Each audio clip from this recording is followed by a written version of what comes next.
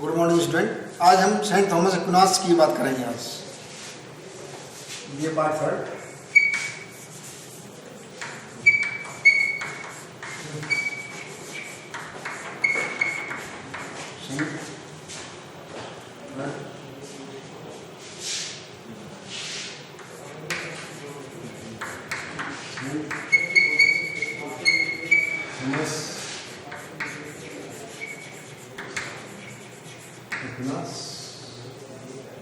Date है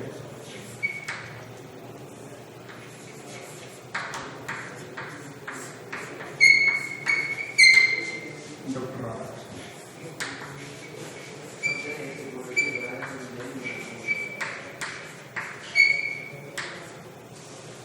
Saint Thomas Aquinas एक ऐसा विचारक था जिसको हम मध्ययुगीन विचारक मानते हैं।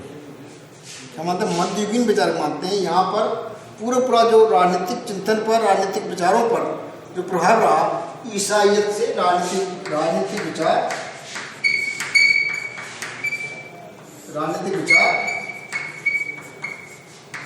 ईसाइयत से प्रभावित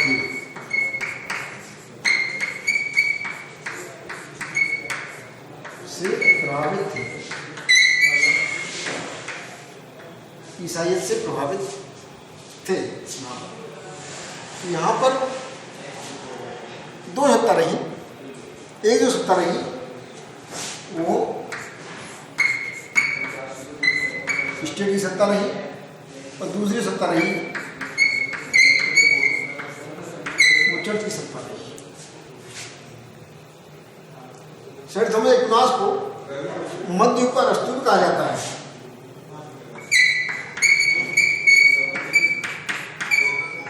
एक्विनास को मध्ययुगी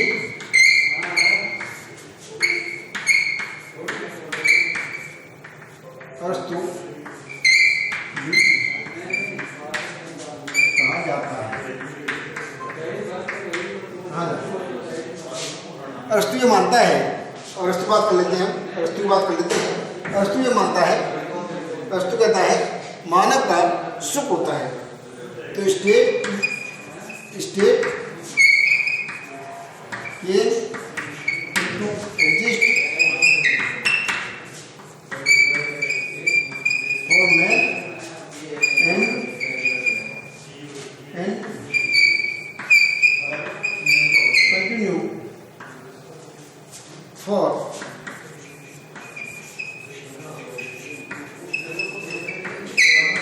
of man by Arstu.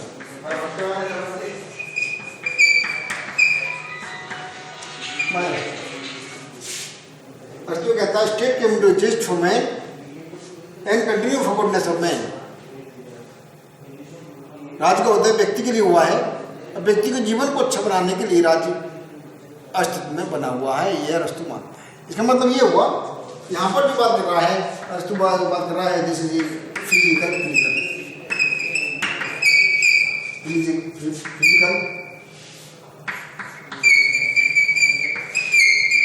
Pleasure की बात करते हैं, ये भौतिक सुख की बात करते हैं,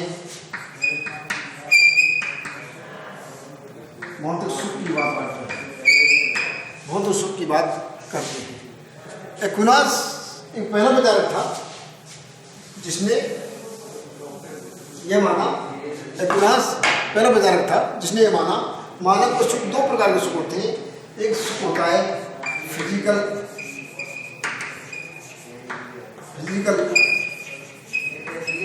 प्लेजर और दूसरा होता है स्पिरिचुअल प्लेजर।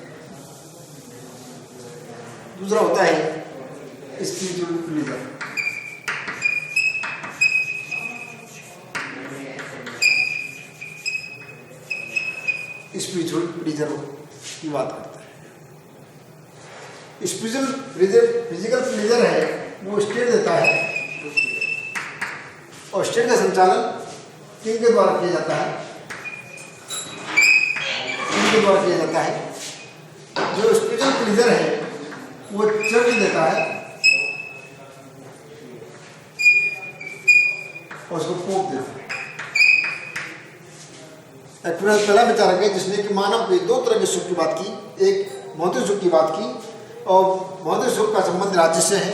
राज्य का संचालन एक राजा के द्वारा किया जाता है, एक शासक के द्वारा किया जाता है, और आध्यात्मिक सुख की बात की जाती है, जो स्पिरिचुअल प्लेजर की बात की जाती है, एक्विनास जो मानता है वो चर्च के द्वारा मिलता है, और चर्च का संचालन पोप के द्वारा मिलता है। एक्विनास की बुक्स के बारे में बात कर लेते हैं।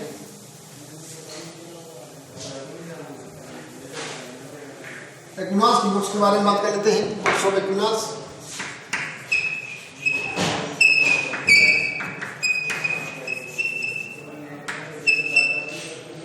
एक्विनास की बुक्स के बारे में बात करते हैं सिद्धांत रूप से, और जो महत्वपूर्ण बात किताब हैं, जो बुक्स हैं अपने पॉलिटिशियन से संबंधित है, वो है सुमा थियोलॉजी का,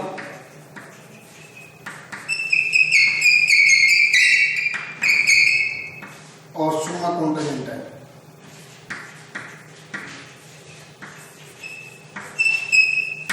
सुमा कॉन्ट्रा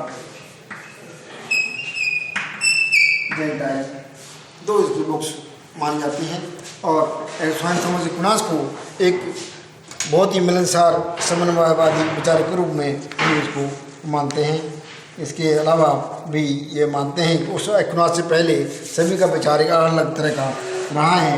यहाँ पर सेवन ये कहता है कि थॉमस के दर्शन का मूल मंत्र उसका समन्वयवाद है, मैत्रकवाद पर आधारित एक संश्लेषण और सर्वांगीण पद्धति के निर्माण का प्रयत्न किया है। सेंट थॉमस एक्विनास का कार्य समन्वय का था। इससे पहले शताब्दियों में विधिवेत्ता, धर्मशास्त्रों और टीकाकारों, ईसाई विचारकों, चर्च और राज्य के समर्थकों ने अपने अपने विचार रखे। इन सभी के दृष्टिकोण को व्यक्त किया। सेंट थॉमस एक्विनास ने इन सभी विचारों और दृष्टिकोणों में एकता और क्रमबद्धता स्थापित करके इनकी पद्धति का रूप दिया। इसलिए फोस्टर ये मानता है सेंट थॉमस एक्विनास विश्व का महान क्रमबद्ध दार्शनिक रूप में इसको कहा जाता है।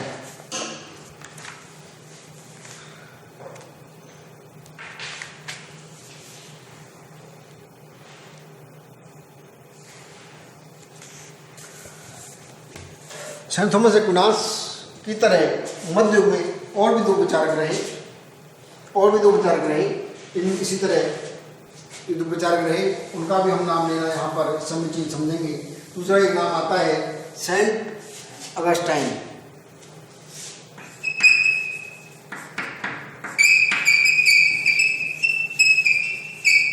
सेंट अगस्टाइन नाम आता है, और सेंट अगस्टाइन ये कहता है two city of the God, जो सिद्धांत दिया doctrine of two cities of the God. Saint Thomas Aquinas, saint Augustine भी ये मानता है भगवान के दो नगरों को सिद्धांत है। भगवान के दो नगरों को सिद्धांत है, एक नगर श्लोक का है और दूसरा नगर उस पर लोक का है। सेंट अगस्टाइन ऐसा मानता है। इसका मतलब ये हुआ ये दोनों ही बातें ये सेंट थॉमस एक्विनास से मिलते हैं। जो एक नगर है वो फिजिकल प्लेजर देता है, दूसरा नगर है वो स्पिरिचुअल प्लेजर देता है। एक विचार का नाम और आता है सेंट पोलिबियस।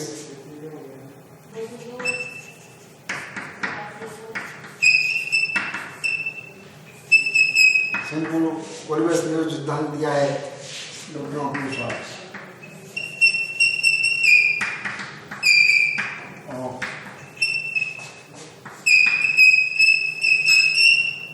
सॉर्ट्स।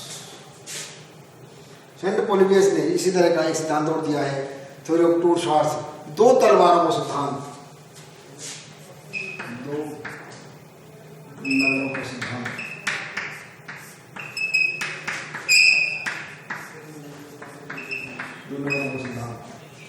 दो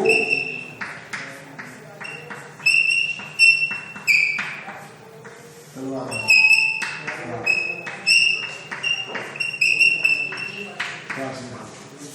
इसी तरह सेंट पोलिबियस ने दो तलवारों को सिद्धांत दिया है।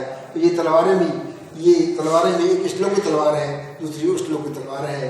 इसलिए ये विचार भी सेंट थॉमस एक्विनास के इन फिजिकल प्लेजर और स्पिरिचुअल प्लेजर की तरह मिलते हैं। अब हम सेंट थॉमस एक्विनास के कानून संबंधी विचार की बात कर लेते हैं।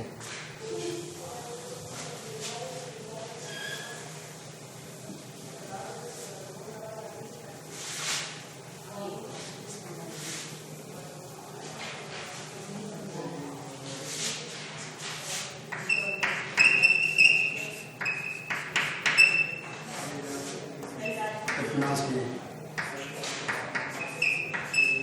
कानून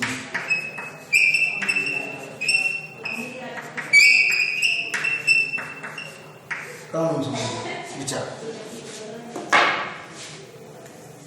कानून एक्विनास जो मानते हैं कानून उस व्यक्ति के द्वारा जारी किया गया आदेश है जिसके ऊपर समाज की व्यवस्था करने का भार है, जिसके ऊपर समाज की व्यवस्था करने का भार है। कानून एक्विनास की जो परिभाषा दी है वो है कानून विवेक से प्रेरित और लोक कल्याण हेतु कानून विवेक से प्रेरित और लोक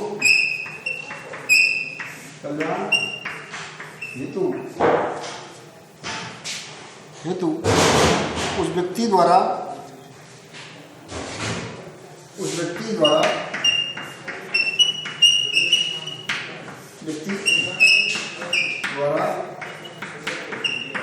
जारी किया गया आदेश है।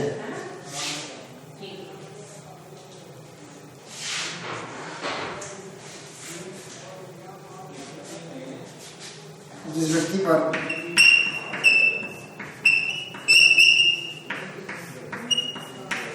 समुदाय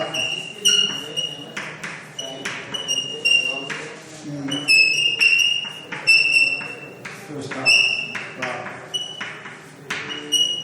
भार है।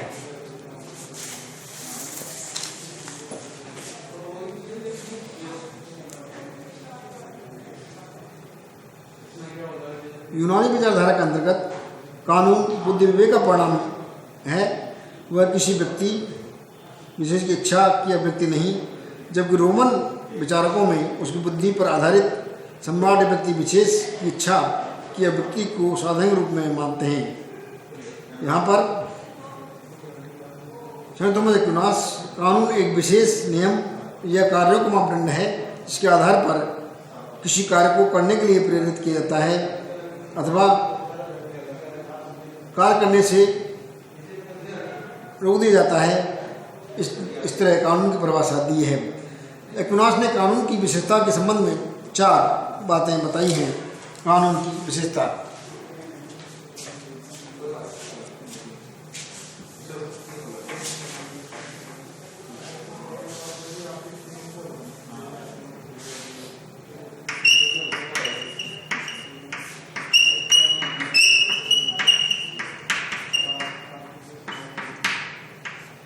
कानून की विशेषता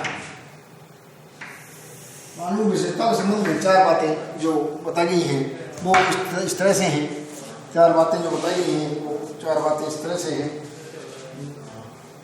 नंबर 1, कानून शासन के आदेश होते हैं। कानून शासन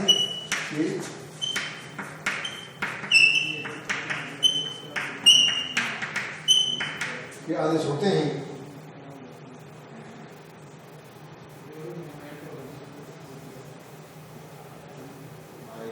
कानून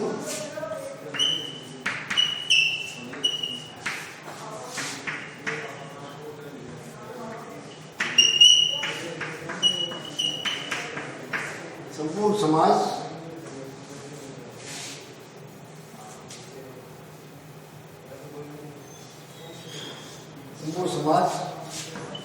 में शासन करने वाले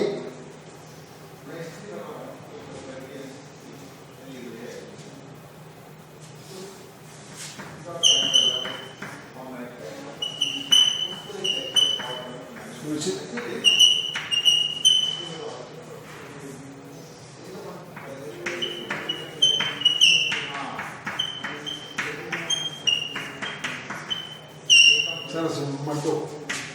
नंबर 2 बात की जाती है, कानून सदैव सामान्य हित, कानून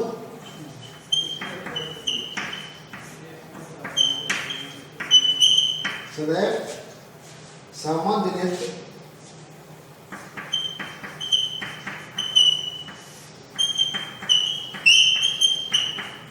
जनहित के लक्ष्य की ओर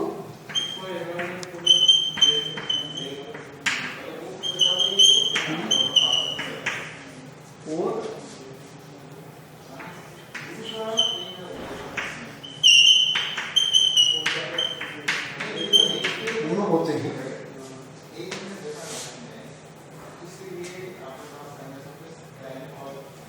कानून का संबंध सामान्य सूच होता है, कानून का संबंध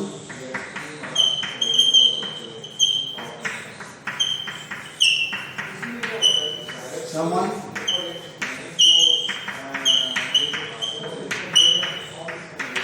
होता है। नंबर 3 जो बात आती है वो नंबर 3 आती है, वो है आपकी समस्त जनता कानून की व्यवस्था पर हो सकती है। समस्त जनता है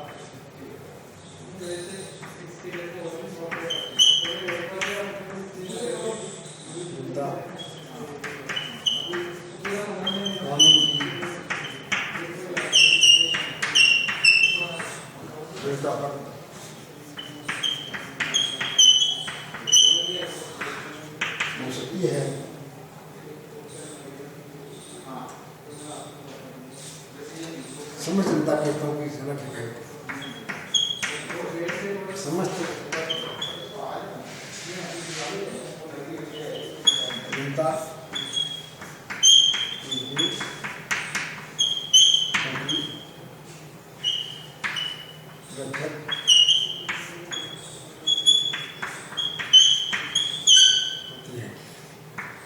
नंबर 4 जो बात कर रहे हैं, नंबर 3 जो हुई और नंबर 4 जो बात आती है, नंबर 4 के अंतर्गत कानून को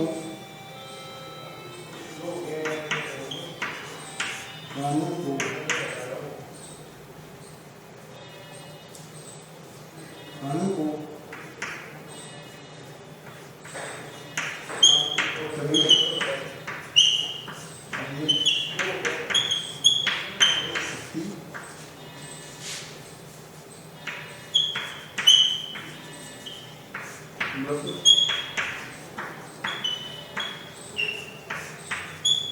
सकती है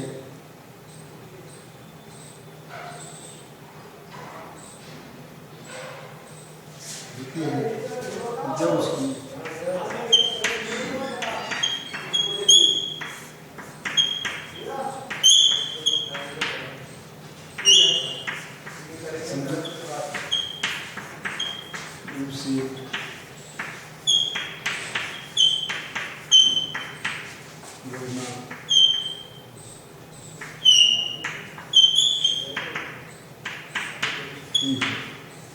इस तरह से कानून की 4 विशेषताओं के बारे में बात ये है। अब कानून का वर्गीकरण कर लेते हैं। यहाँ पर कानून का वर्गीकरण भी कर लेते हैं।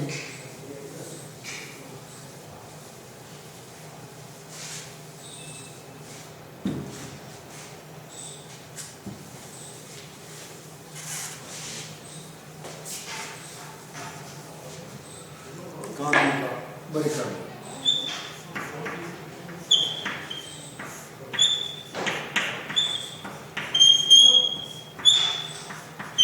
कानून का वर्गीकरण संयुक्त विनाश कानून का 4 प्रकार से वर्गीकरण करता है। 4 प्रकार की कानून बताता है। इनमें जो पहली जो कानून है वो है नंबर 1 शाश्वत कानून, नंबर 2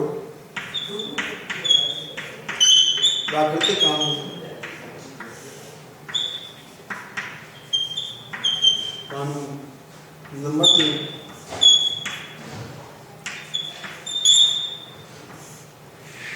मानवीय कानून। नंबर 4,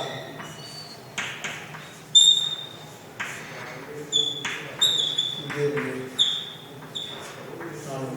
नंबर 4, दैवीय कानून।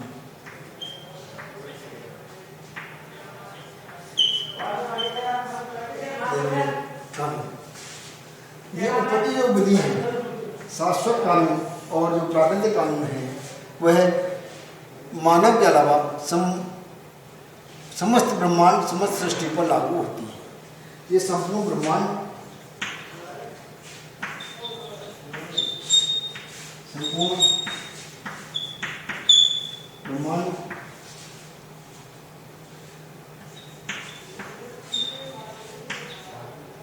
संपूर्ण सृष्टि,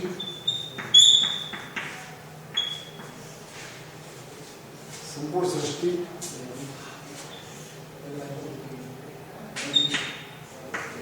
जड़, चेतन,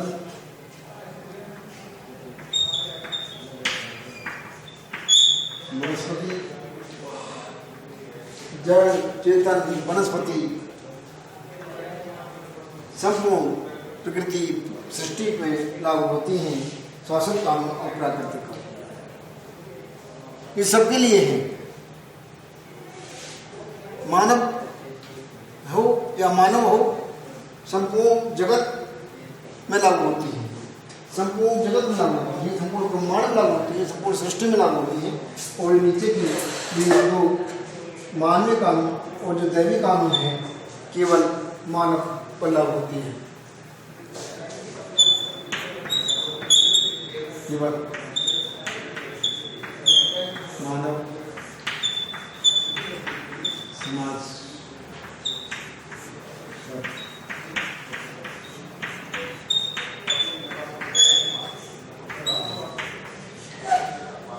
मानवीय समाज, मानवीय कानून और दैवीय कानून केवल मानव समाज पर ही लागू होती है।